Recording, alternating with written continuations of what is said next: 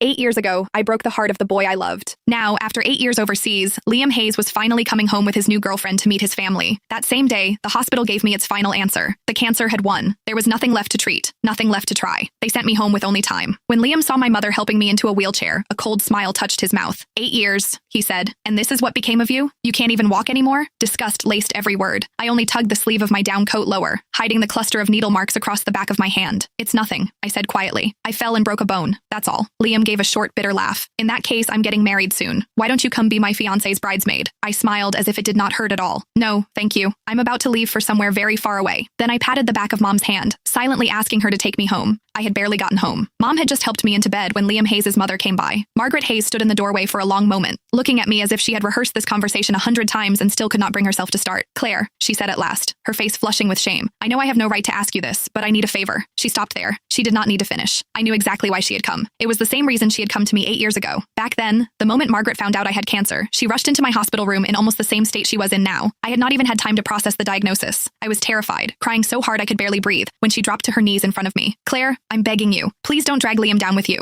He's just been accepted into a program overseas. If he finds out you have cancer, he'll never agree to leave. You and Liam have known each other your whole lives. You've loved each other for so many years. So please, for my sake, let him go. Break up with him. I've arranged everything. I found a boy to help. All you have to do is pretend to kiss him downstairs. Let Liam see it. Make him believe you betrayed him. Then break up with him. That's all. Because of those words, the first thing I did after being diagnosed was not schedule more tests or begin treatment. Instead, I put on the coldest face I could manage, pretended to cheat, forced Liam to hate me, and drove him out of the country without mercy. Sure enough, a second later, Margaret looked at me with guilt in her eyes. Claire, please don't blame me. I had no choice. Liam's girlfriend now was his classmate overseas throughout graduate school and his doctoral program. They're perfect for each other. I really don't want to ruin such a good marriage. You know Liam, he adored you when you were kids. If he finds out the truth about what happened back then, I'm afraid, her voice shook. I'm afraid he'll throw everything away again. So could you stay away from him for a while? You don't have much time left anyway, do you? In your condition, you shouldn't be going out, don't you think? The moment Margaret said those words, my mother grabbed a pack of adult diapers from beside the bed and slammed it down so hard the mattress shook. Seeing that she was about to lose her temper, I quickly tugged at her sleeve and softened my voice. Mom, please. It took several seconds before she managed to hold herself back. Only then did I look back at Margaret.